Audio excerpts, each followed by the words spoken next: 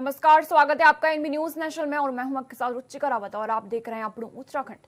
मुख्यमंत्री पुष्कर सिंह धामी ने शनिवार को रुद्रप्रयाग जिले के आपदा प्रभावित बसु केदार क्षेत्र का हवाई सर्वेक्षण किया। इसके बाद उन्होंने जिला पंचायत सभागार में अधिकारियों के साथ भी बैठक की और राहत एवं बचाव कार्यों की समीक्षा की। मुख्यमंत्री ने कहा कि इस साल उत्तराखंड में आपदा के कारण कठिन हालात पैदा हुए, लेकिन जिला प्रशासन और जनप्रतिनिधियों ने मिलकर अच्छा काम किया। उन्होंने राज्य को हर संभव मदद देने के लिए प्रधानमंत्री नरेंद्र मोदी का भी आभार व्यक्त किया, जिन्होंने देहरादून आकर प्रभावितों के लिए 1200 करोड़ रुपए की राहत राशि की घोषणा की। मुख्यमंत्री ने अधिकारियों को 30 सितंबर तक अलर्ट रहने और नदी नालों पर हुए अतिक्रमण को हटाने के भी निर्देश दिए।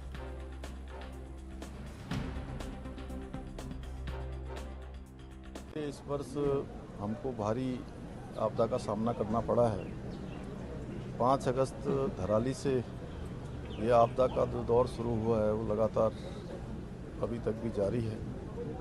हमारा प्रयास है कि प्रत्येक आपदा में जहाँ भी जो राहत है, खोज कार्य हैं, उन सभी कार्यों को, और बसु केदार क्षेत्र हो, हमारा छेनागाड़ का क्षेत्र हो, इन सभी क्षेत्रों के आज जो जनपद रुद्रप्रयाग में भी जो आपदा आई है, जिससे आपदा से जो लोग प्रभावित हुए हैं, उसकी आज हम लोगों ने पूरी समीक्षा की है। हमारा हर संभव प्रयास है कि उनको हर प्रकार की मदद की जाए। और अब दूसरे चरण की जो यात्रा है हमारी, वो भी नवरात्र शुरू होने वाले प्रारंभ हो, उसके निमित्त आज यहाँ भी बैठक की है हमने कि जल्दी से जल्दी सड़कों का काम है, अन्य कार्य हैं, वो काम जो है पुनर्निर्माण और निर्माण के आगे बढ़ाए जाए। देखिए, जहाँ पर भी ऐसी स्थिति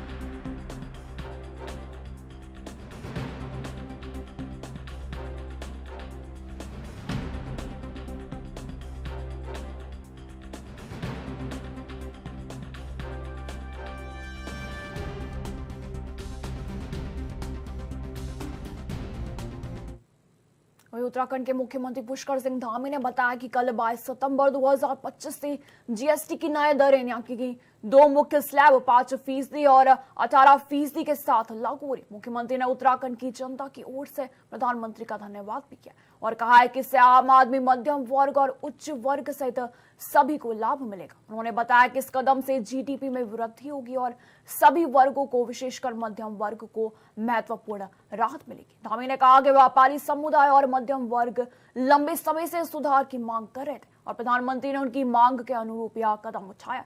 उन्होंने जोर देकर कहा कि प्रधानमंत्री जो कहते हैं वह करते हैं और इसके लिए उनका धन्यवाद भी किया।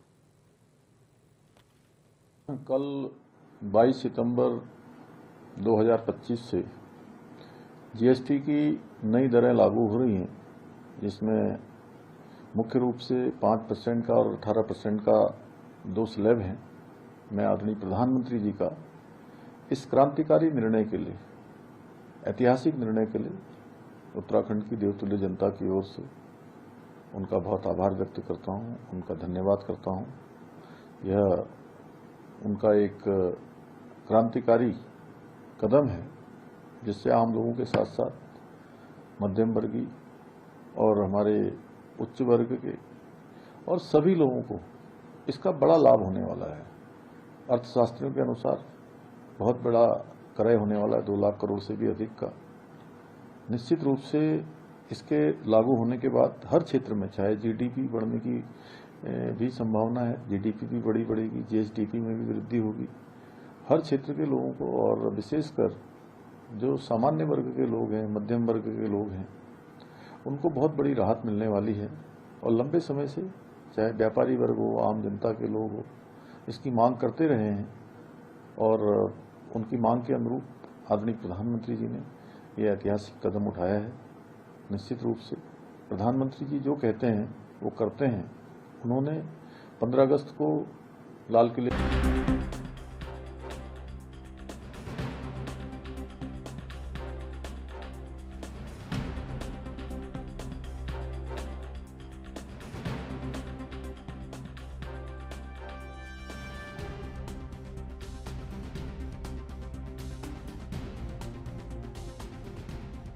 देख सकते हैं आप, उत्तराखंड के मुख्यमंत्री पुष्कर सिंह धामी ने बताया कि जैसा कि 22 सितंबर यानी कल जीएसटी की नई दरें यानी कि 2 मुख्य स्लैब में के साथ लागू की जाएंगी, जिसमें 5% और 18% के साथ ये लागू होने जा रहे हैं। इसी के साथ उन्होंने प्रधानमंत्री नरेंद्र मोदी का भी धन्यवाद जताया। आपको बता दें, इससे आम आदमी, मध्यम वर्ग और उच्च वर्ग सहित सभी को लाभ मिलेगा। उन्होंने बताया कि इस कदम से जीडीपी में वृद्धि होगी और सभी वर्गों को, विशेषकर मध्यम वर्ग को महत्वपूर्ण राहत मिलेगी।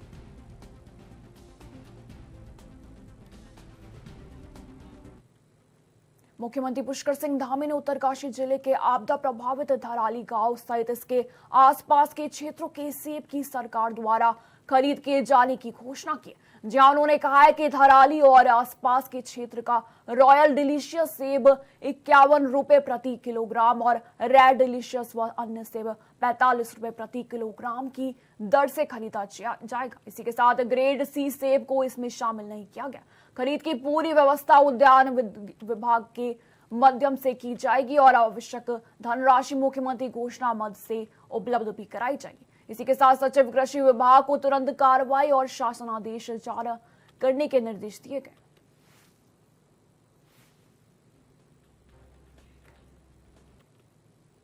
सीएम पुष्कर सिंह धामी ने शनिवार को चमोली जिले के नंदानगर में आपदा से प्रभावित इलाकों का निरीक्षण किया। इस दौरान उन्होंने आपदाग्रस्त कुंतारी फाली और कुंतारी सरपाणी गांवों का दौरा किया और धूरमा, मोक कुंडी, बांसबारा और मोकमल्ला गांवों का भी हवाई सर्वे कर नुकसान का जायजा लिया। सीएम धामी ने पीड़ितों से मिलकर उन्हें हर संभव मदद का भरोसा दिलाया और कहा कि सरकार इस मुश्किल घड़ी में उनके साथ खड़ी। उन्होंने मृतकों के लिए भी 5-5 लाख रुपए का चेक वितरित किया। इसी के साथ मुख्यमंत्री ने अधिकारियों को राहत कार्यों की समीक्षा करते हुए नुकसान का विस्तृत आकलन करने के निर्देश दिए।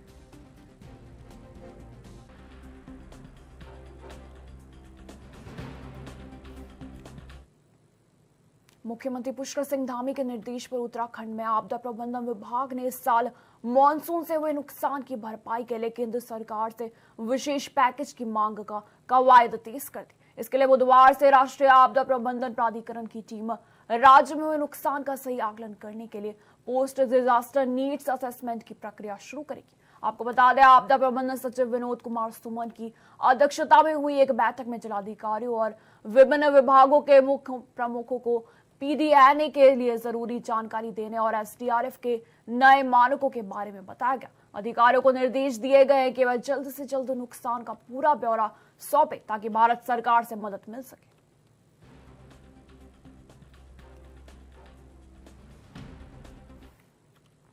वहीं हल्द्वानी में 11 साल पहले हुई नन्ही परी कशिश के रेप और मर्डर के आरोपी को सुप्रीम कोर्ट से बरी किए जाने के बाद से उत्तराखंड में लोगों का भारी गुस्सा भड़क उठा है। इस फैसले के खिलाफ टनकपुर में शनिवार को महिलाओं ने एक बड़ा विरोध प्रदर्शन किया। ग्राम प्रधान ललिता सिंह के नेतृत्व में भारी संख्या में महिलाओं ने जुलूस निकाला और आरोपी को जल्द से जल्द फांसी देने की भी मांग की। यह जुलूस ग्राम पंचायत आम बाग से शुरू होकर मुख्य बाजार और कोतवाली से होते हुए तहसील तक पहुंचा। इसी के साथ विरोध प्रदर्शन में कई राजनीतिक दल, समाज सेवक और जनप्रतिनिधि भी शामिल हुए, जिन्होंने नन्ही परी के लिए न्याय की मांग को बुलंद किया। आपको बता दें, इस दौरान अंतर्राष्ट्रीय हिंदू परिषद जिलाध्यक्ष निर्मल थवाल, नरेश विश्वकर्मा राष्ट्रीय बजरंग दल, नरेश मुरारी जिला उपाध्यक्ष बजरंग दल, हिमांशु प्रजापति आदि मौजूद रहे।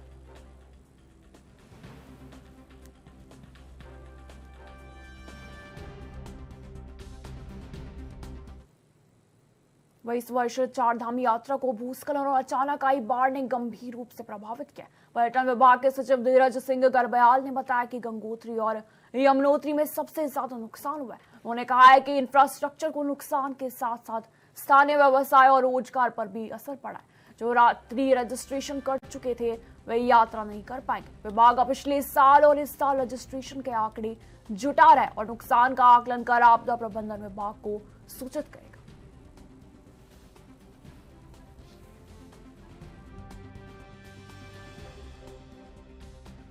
चारधाम यात्रा में गंगोत्री और यमुनोत्री में खासकर बहुत ज्यादा नुकसान हुआ है।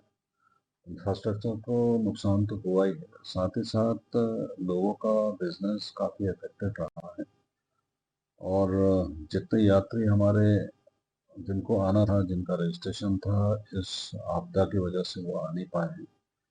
तो एक असेसमेंट की कार्रवाई हम लोग की चल रही है कि लास्ट ईयर कितने लोगों ने विजिट किया था और इस साल जितने यात्रियों ने रजिस्ट्रेशन किया था उस हिसाब से आपदा के आने से पहले कितना फुटफॉल हुआ था।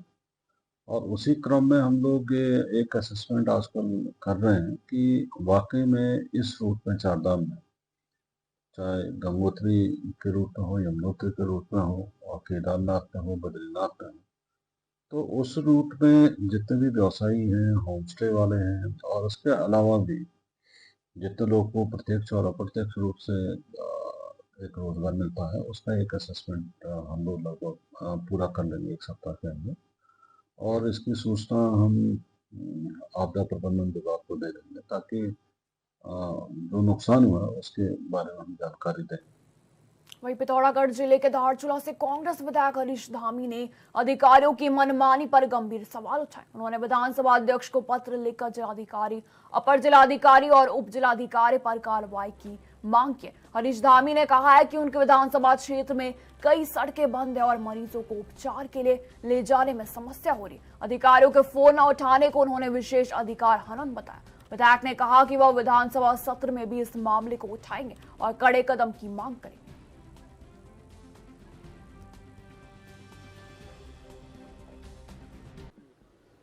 देखिए, ये बड़ा चिंता का विषय है। आप सबने देखा होगा, पिछली बार मैं अपने ही नेता प्रतिपक्ष के खिलाफ लड़ा था और उसके बाद प्रदेश सरकार की ओर से बहुत ठीक ठाक धनराशि जो है आपदा के लिए, दैवीय आपदा के लिए पैसा दिया गया।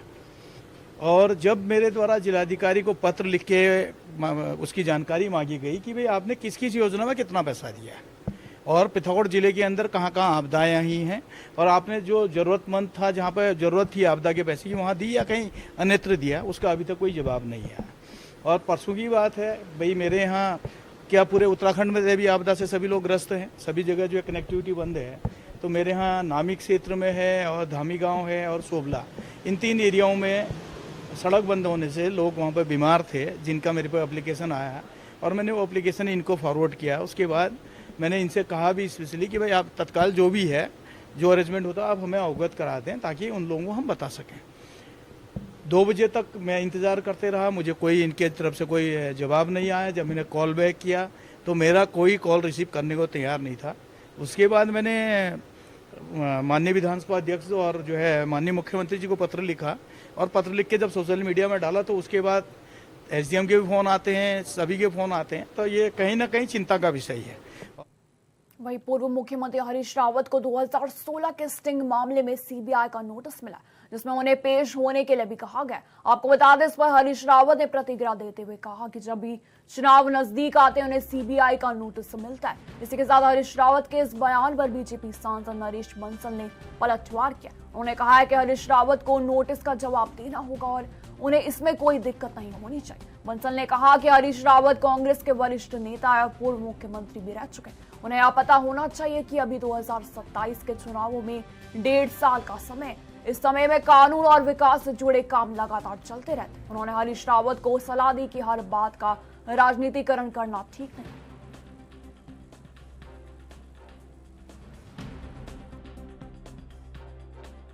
हरीश रावत जी कांग्रेस के इतने वरिष्ठ नेता हैं, प्रदेश के मुख्यमंत्री रहे हैं,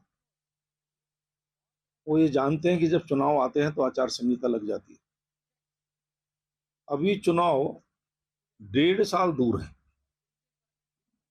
क्या 1.5 साल तक सारी चीजों को स्थगित कर दिया जाए? कानून से संबंधित, विकास से संबंधित चुनाव तो आते रहते हैं, जाते रहते हैं, पर कुछ चीजें कंटिन्यूअस होती हैं। अब हरीश रावत जी ने जो कुछ किया उनको जवाब देना है उसका, उसमें क्या दिक्कत है? सीबीआई कभी भी नोटिस दे। वक्त हो चुका है छोटे से ब्रेक का, फौरन लौटते हैं।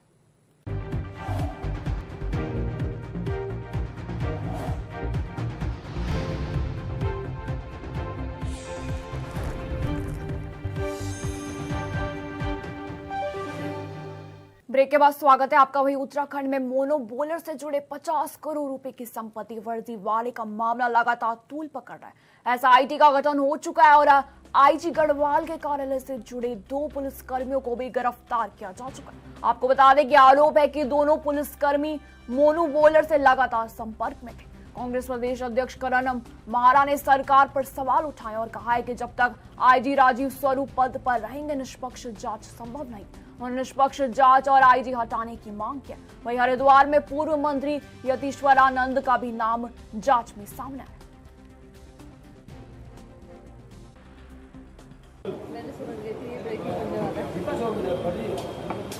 मैं कर दूं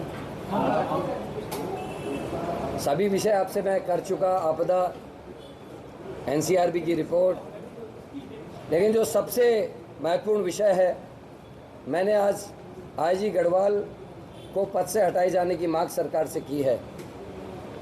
मोनू बॉलर का जो प्रकरण है जिसमें 50 करोड़ की संपत्ति फर्जी कागजात के आधार पर खुद करने का मामला सामने आया है, एसआईटी का गठन हुआ। मोनू बॉलर के साथ साथ आईजी स्वरूप जी के दफ्तर से संबंध रखने वाले 2 पुलिसकर्मी भी गिरफ्तार हुए हैं और ये 2 पुलिसकर्मी एक बड़े अधिकारी के आदेश पर पिथौरागढ़ से यहाँ संबद्ध किए गए और उन पुलिसकर्मियों के द्वारा रोज 4 से 5 बार मोनू बॉलर से बातचीत होते हुए पाई गई है। हम उन बातचीत को रिकॉर्डिंग की मांग करते हैं और उसकी जांच की मांग कर रहे हैं, क्योंकि हो सकता है उन पुलिसकर्मियों के फोनों से किसी बड़े अधिकारी ने मोनू बॉलर से बातचीत की होगी। और जब तक वही उत्तराखंड में लगातार जनप्रतिनिधियों और नौकरशाही के बीच विवाद बढ़ता जा रहा है। हाल ही में सोशल मीडिया पर कैबिनेट मंत्री गणेश जोशी और डीएम सवीन बंसल का वीडियो भी वायरल हुआ था। इसमें मंत्री फोन न उठाने पर नाराज दिखे और अधिकारियों को रंग ढंग सही करने की नसीहत दी। कांग्रेस विधायक हरीश धामी ने भी पिथौरागढ़ के आपदा प्रभावित क्षेत्रों में हेलीकॉप्टर की मांग पर प्रशासन को कटघरे में खड़ा किया। विधायक विनोद चमोली ने भी अधिकारियों को जनता के प्रति जवाबदेह होने की चेतावनी दी। मंत्री ने कहा कि संवाद जरूरी है, तभी समाधान संभव है।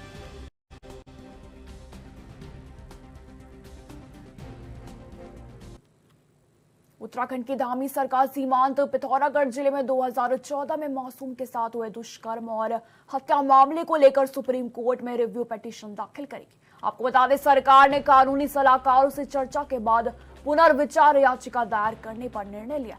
भाजपा प्रदेश अध्यक्ष महेंद्र भट्ट ने कहा है कि मुख्यमंत्री ने यह कदम उठाने के निर्देश दिए हैं। उन्होंने कहा है कि उत्तराखंड देवभूमि और यहाँ बहनों के साथ होने वाले अपराधों को मामले में कड़ी सजा सुनिश्चित की जाएगी। मुख्यमंत्री के इस निर्णय से स्थानीय जनता को भी सराहना की है। देखिए, माननीय मुख्यमंत्री जी पुनः याचिका दायर करने को उन्होंने कहा है। हम किसी प्रकार के जो इस प्रकार की घटनाएं होती हैं उसको हम कड़ाई से निपटना जानते हैं और सरकार ने इस कदम में मुख्यमंत्री जी का आभार व्यक्त करता हूं कि उत्तराखंड देवभूमि के अंदर देवतुल्य बहनों का जो इस प्रकार के अपराध होंगे उन पर कड़ाई के साथ सजा देने। वही कांग्रेस मुख्यालय में प्रेस कॉन्फ्रेंस करते हुए प्रदेश अध्यक्ष करण महारा ने जॉर्ज एवरेस्ट मुद्दे पर सरकार पर निशाना साधा। उन्होंने आरोप लगाया कि टेंडर प्रक्रिया के अंतिम समय में नियमों को बदलकर एक खास कंपनी को फायदा पहुंचाया गया। महारा ने कहा कि 30,000 करोड़ रुपए की 172 एकड़ जमीन सिर्फ 1 करोड़ रुपए सालाना किराए पर एक कंपनी को दे दी गई। इसी के साथ उन्होंने सरकार से इस आदेश को रद्द करने की मांग की और कहा कि इस मुद्दे पर कांग्रेस जल्द ही मार्च निकालेगी। इसके अलावा उन्होंने बद्रीनाथ में अडानी ग्रुप को 4,100 करोड़ रुपए का रोपवे प्रोजेक्ट दिए जाने पर भी सवाल उठाए। उन्होंने पूछा कि बिना अनुभव वाली कंपनी को यह प्रोजेक्ट क्यों दिया गया। महारा ने कहा कि प्रदेश इस समय आपदा से जूझ रहा है और सरकार नदी नालों पर हो रहे अतिक्रमण को रोकने में नाकाम रही है। उन्होंने कहा कि पर्वतीय क्षेत्रों में सड़कें सुरक्षित नहीं और सरकार का ढीला रवैया समझ से परे है। जिसकी देखरेख मेंटेनेंस में लगभग 23 करोड़ रुपया सरकार ने खर्च किया, उसको केवल 1 करोड़ रुपया सालाना की दर से 15 साल की लीज पे बाल किशन जी से संबंधित कंपनी को सौंपने का काम सरकार ने किया। हालांकि सबकी आंखों में धूल झोंकने के लिए टेंडर जैसी प्रक्रिया का पालन हुआ और उस टेंडर प्रक्रिया में जो शर्त है वो बिड धारक जितनी भी कंपनीज उसमें बिड करेंगी उनके आपस में कोई रिश्ते नहीं होने चाहिए, इस बात को पुख्ता रंग से उसमें रख। वहीं बिहार के बाद अब उत्तराखंड में निर्वाचन आयोग विशेष इंटेंसिव रिवीजन यानी कि एसआईआर शुरू करने जा रहे हैं। आपको बता दें, इसके तहत वर्तमान मतदाता सूची का 2003 की मतदाता सूची से तुलनात्मक विश्लेषण किया जाएगा। इस कदम पर कांग्रेस ने सवाल भी उठाए। कांग्रेस विधायक हरीश धामी का कहना है कि वोट चोरी पकड़ने से परेशान सरकार इस कदम को अंजाम दे रही। उन्होंने बताया कि उत्तराखंड में पहले से ही एसआईआर शुरू हो चुका है और हाल ही में संपन्न हुए पंचायत चुनाव में 4.5 लाख से अधिक मतदाताओं के नाम वोटर लिस्ट से हटा दिए गए। पूर्व मुख्यमंत्री हरीश रावत सहित लाखों लोगों के नाम मतदाता सूची से गायब है। हरीश धामी ने आरोप लगाया कि पहले भाजपा ईवीएम में गड़बड़ी करके चुनाव जीती थी और अब वोट चोरी के जरिए चुनाव जीतने की कोशिश कर रही। 2003 की तर्ज पर जो है वो वोटर लिस्ट का मिलान किया जाएगा। किस तरीके से आप इस निर्णय को देख रहे हैं? देखिए, ये एक बहुत ही जो है अच्छा कदम मैं उसको कहूँगा होना चाहिए, क्योंकि हो सकता है कई जगह जो लोग हैं नहीं उनका भी नाम चढ़ा है। ज्यादा दूर जाने की जरूरत नहीं, पंचायत में ही आप देख लीजिए, नगर पंचायत में भी नाम है, 3 जगह नगर पंचायत में नाम है, उसके बाद पंचायतों में भी नाम है और पंचायतों में भी मतदान करके वहां भी चुनाव लड़ गए। ये पहली बार देखा हमने, जबकि ये होता था कि अगर आपका नगर क्षेत्र में नाम है तो आप ग्रामीण क्षेत्र में चुनाव नहीं लड़ सकते थे, लेकिन इस बार हमने देखा कि उन्होंने ग्रामीण क्षेत्र में भी चुनाव लड़ा और नगरीय क्षेत्र में मतदान भी किया और चुनाव भी लड़ा।